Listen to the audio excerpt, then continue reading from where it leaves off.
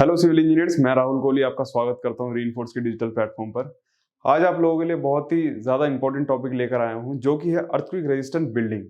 आपने देखा होगा कि इंडिया में और इंडिया से बाहर भी अर्थक्वेक बहुत ज़्यादा डेंजर होता है। पिछले दिनों आपने देखा होगा जापान में आपका जो अर्थक्वेक आया था, बहुत ज़्यादा तबाही लाया था। सड़कों में दरार आ गई थी, आपकी बिल्डिंग बहुत सारी गिर गई थी। तो उसको रोकने के क्या उपाय हो सकते हैं और आपकी बिल्डिंग किस तरीके से वो सेफ हो सकती है, आज उसके बारे में हम थोड़ी चर्चा करेंगे। चलते हैं, पहले देखते हैं कि हम जो अर्थक्वेक आता है वो किस तरीके से आपका मूवमेंट करता है एक बिल्डिंग पर। आप देखा होगा कि जब भी हमारी जो बिल्डिंग होती है उसमें दो तरीके के लोड लगते हैं, एक वर्टिकल लोड और एक हॉरिजॉन्टल लोड। जब भी हमारा अर्थक्वेक आता है, जो टेक्टोनिक्स प्लेट्स के खिसकने से जो आपका वर्टिकल हॉरिजॉन्टल लोड होता है वो इस तरीके से मूवमेंट करता है, और जो बिल्डिंग आपकी होती है वो इस तरीके से मूव करती है।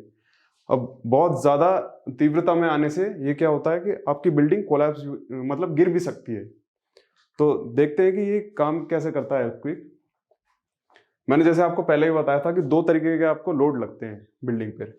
एक आपका वर्टिकल लोड लगता है और एक आपका हॉरिजॉन्टल लोड लगता है। हॉरिजॉन्टल लोड ज़्यादा होने से आपकी बिल्डिंग गिर भी सकती है। तो इससे बचने के उपाय क्या क्या हो सकते हैं? तो सबसे पहले हमारे पास जो होता है वो है आपका क्रिएट अ फ्लेक्सिबल फाउंडेशन। इसमें हम क्या करते हैं, एक बिल्डिंग की जो हमारी फाउंडेशन होती है उसमें आप फ्लेक्सिबल पैड्स लगाते हैं, जो आपके बहुत से मटेरियल्स के हो सकते हैं, या तो आपके स्टील के हो सकते हैं, रबड़ के हो सकते हैं, या फिर लीड के हो सकते हैं। ये चीज़ें काम कैसे करती है, इस तरीके से एक आप फाउंडेशन लगा सकते हैं। फाउंडेशन में आपका होगा क्या है, जब आपका हॉरिजॉन्टल प्रेशर पड़ेगा तो ये इस तरीके से मूवमेंट होगा। अब आप देख पा रहे होंगे जो आपकी बिल्डिंग है वो तो आपका वर्टिकल ऐसे ही खड़ी हुई है, बट जो नीचे की जो आपके फ्लेक्सिबल पैड हैं सिर्फ वो ही मूव कर पा रहे हैं। तो इस मूवमेंट की वजह से क्या होता है, आपकी बिल्डिंग स्टेबल रहती है, वो शॉक एब्जॉर्ब हो जाते हैं। तो देखते हैं सेकंड चीज की तरफ जो हमारा बिल्डिंग को सेव कर सकती है। क्या होता है आपका काउंटर फोर्स विद डैम्पिंग। ये क्या होता है, एक वाइब्रेशन कंट्रोल डिवाइस होता है। इसमें क्या होता है, जब आपकी बिल्डिंग में कुछ वाइब्रेशंस होती हैं तो ये किस तरीके से काम करता है, ये एक पिस्टन वाला डिवाइस होता है। ये जब आपकी बिल्डिंग थोड़ा सा मूव करती है तो ये बीम और कॉलम से अटैच किए जाते हैं। जैसे ही मूवमेंट होती है तब ये आपस में प्रेशर बना के बिल्डिंग को उसी जगह पर वापस ले आते हैं। तो ये बहुत ही अच्छा चीज़ है जिससे हम बिल्डिंग को रोक सकते हैं। फिर आता है आपका पेंडुलम पावर। आपने देखा होगा बड़े बड़े जितने भी आपका स्काई स्कॉपर्स होते हैं उनमें लोड डिस्ट्रीब्यूट करने के लिए हम पूरा स्टील स्ट्रक्चर का यूज़ करते हैं।